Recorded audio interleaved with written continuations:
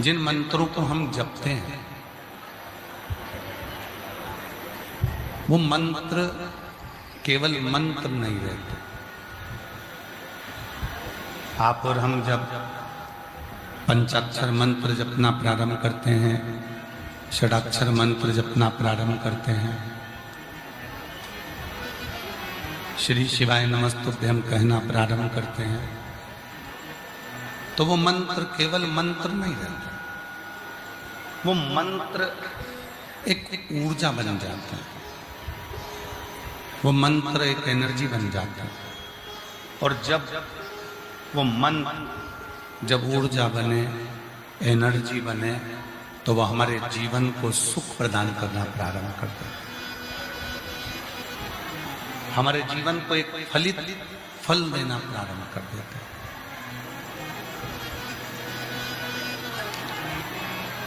और शंभु शरणे पड़े मांगो घड़ी रे दुख काटो दया करी दर्शन आपो। वो मंत्र केवल मंत्र नहीं है, वो हमको एक ऊर्जा, हमको एक बल प्रदान करता है, एक फल प्रदान करता है। अब मंत्र, कई लोग कहते हैं कि मंत्र को एकांत में जपना चाहिए, कई लोग कहते हैं मंत्र को किसी नदी के तट पर जपना चाहिए, कई लोग कहते हैं मंत्र को किसी तीर्थ में जाकर जपना चाहिए। पर शिव महापुराण की कथा कहती है, जरूरी नहीं कि आप तीर्थ में जाकर बैठेंगे तो ही मंत्र का जप करेंगे, जरूरी नहीं कि आप किसी नदी के तट पर जाकर बैठेंगे तो ही मंत्र का जप करेंगे। जहाँ बैठे हो, जहाँ जा रहे हो, जैसे बैठे हो, जैसे जा रहे हो, वैसे भी मंत्र का जप किया जा सकता है। मंत्र का उच्चारण करना, और यहाँ तक लोग कहते हैं कि गुरुजी हो सकता है कि हमारे मुख से मंत्र गलत निकल जाए, हमारे मुख से मंत्र सही ना निकल पाए, तो क्या भगवान हमारे मंत्र को स्वीकार नहीं करते?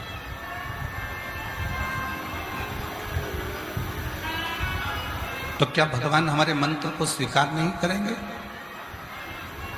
शिव महापुराण की कथा कहती है, भगवान शंकर का चरित्र कहता है, मरा मरा कहते कहते भी बाबा राम के चरणों को प्राप्त कर लेते हैं। तो मंत्र एक बीज है, मंत्र एक बीज का काम करता है। जो खेती करने वाले हैं, जो जमीन बोते हैं, खेती करते हैं, गेहूं लगाते, सोयाबीन लगाते, मक्का लगाते, धान की फसल लगाते, ज्वार लगाते, बाजरा लगाते, जितने बीज बोने वाले हैं वो जानते हैं, बीज बोने वाला एक एक बीज पकड़कर सीधे जमीन में नहीं रखता। बीज बोने वाले ने तो बीज डाल दिया, उल्टा गया, सुलटा गया, टेढ़ा गया, आड़ा गया, कैसा भी वो बीज जमीन में गया, और वो बीज जमीन में जाने के बाद उसका पौधा जमीन के बाहर आया। अब बीज टेढ़ा गया था, बीज उल्टा गया था, बीज आड़ा टेढ़ा गया था, ये किसी को नहीं। बीज ने अपना काम करा और वो बीज फलित होकर, अंकुरित होकर एक पौधे का रूप रख लिया। उस बीज ने पौधे का रूप धारण कर लिया। उस बीज ने अंकुरित होकर एक वृक्ष बन गया, एक पौधा बन गया। अब उल्टा बीज डाला था, सीधा डाला था, पृथ्वी में जैसा भी बीज बोया, बीज अपना काम करा और पौधा सीधा गया। उसी तरह मंत्र बोल रहे हो, कोई गलती हो गई है, कोई बात नहीं। मंत्र बोलने में कोई त्रुटि हो गई है, कोई बात नहीं। मंत्र बोलने में कुछ तकलीफ हो गई है, कोई बात नहीं।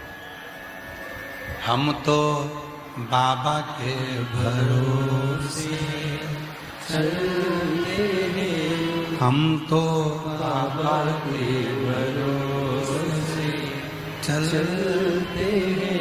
ये दुनिया वाले जलते हैं, ये दुनिया वाले जलते हैं, हम तो बाबा के भरोसे चलते हैं।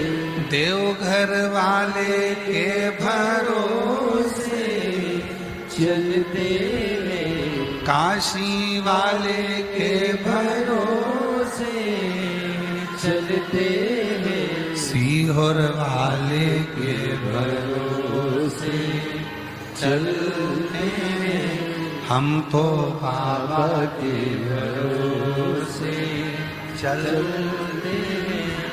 बीज तुमने बोया, टेढ़ा आड़ा कैसा भी गया, पर उसका जो पौधा है, उसका जो वृक्ष है, वो सामने।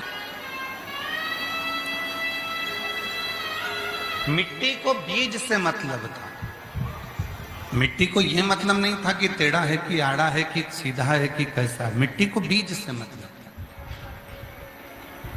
उसी तरह ईश्वर को तुम्हारे भाव से मतलब है, शिव को तुम्हारे भोलेपन से मतलब है, शंकर को तुम्हारे निर्मल मन से मतलब है।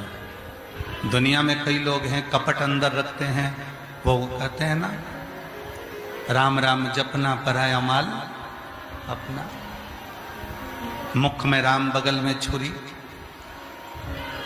मेरे परमात्मा को ऐसे लोग पसंद नहीं आते। मेरे परमात्मा को सहज भाव, सीधा भाव, नम्र भाव, सरलता का भाव।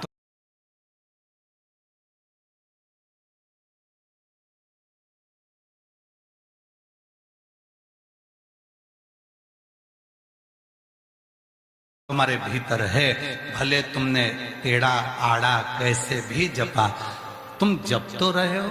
श्री शिवाय नमस्तुभ्यं, श्री शिवाय नमस्तुभ्यं, श्री शिवाय नमस्तुभ्यं, श्री शिवाय नमस्तुभ्यं। अब उस मंत्र को जपने में, स्मरण करने में तुमने जो भीतर की शक्ति लगाई है, वो शक्ति ही शिव तक पहुंचाती है।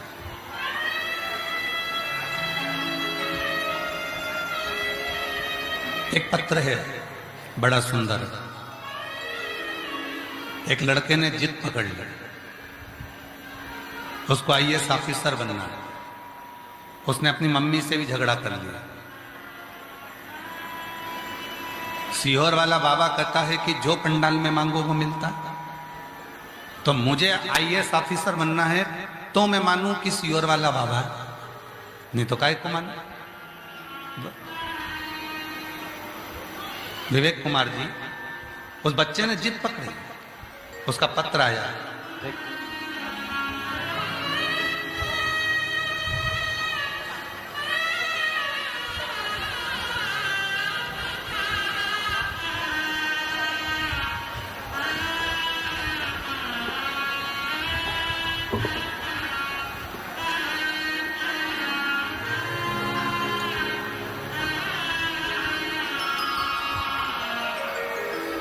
मेरा नाम मंजू देवी, पति श्री हरिलाल महतो, ग्राम जम्मू वाठाड़, ग्राम जम्मू वाठाड़, जिला धनबाद, झारखंड से कहीं बैठे हों तो हाथ हिला सकती हैं, कहीं बैठे हों तो हाथ हिला सकती हैं।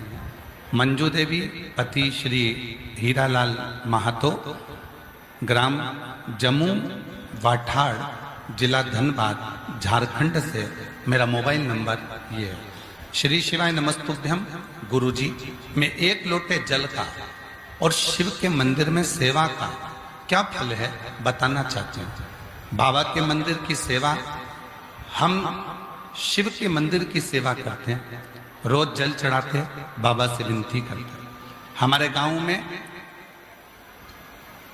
गांव के मंदिर में ज्यादा कोई मंदिर नहीं जाता था, पर जब से आपकी शिव पुराण की कथा गांव के लोगों ने सुनी, तब से वो मंदिर जाना प्रारंभ कर दिए। अब हमारे गांव के मंदिर में लोग जाते हैं। गुरुदेव, मेरे 2 बच्चे हैं और दोनों बच्चों को एक ही बात कहती हूं कि शिव के मंदिर में जाया करो, जल चढ़ाया। मैंने अपने बच्चों को IIT की परीक्षा में, BHU बनारस में इंजीनियरिंग की पढ़ाई भी कराई। उसके बाद मेरे बड़ा बेटा शुभम कुमार महतो, उसने कहा, मां मैं चाहता हूं कि मैं UPSC की परीक्षा दूं और UPSC क्लियर। क्या तुम्हारा वो सीहोर वाला बाबा मेरी UPSC क्लियर करा सकता? मां ने जब कहा तो कहा कि तू पढ़ाई तो कर। सीहोर वाला बाबा कहता है कि अपनी पढ़ाई को 4 गुना बढ़ाओ, मेहनत 4 गुना करो और मेहनत के साथ में शिव जी पे एक बेलपत्र लगाकर शिव को समर्पित कर कर फिर जाए। मेरे बच्चे ने 2021 में UPSC की परीक्षा दी और बाबा की कृपा से उसका रेलवे में मैनेजमेंट सर्विस के पद पर जॉब मिला।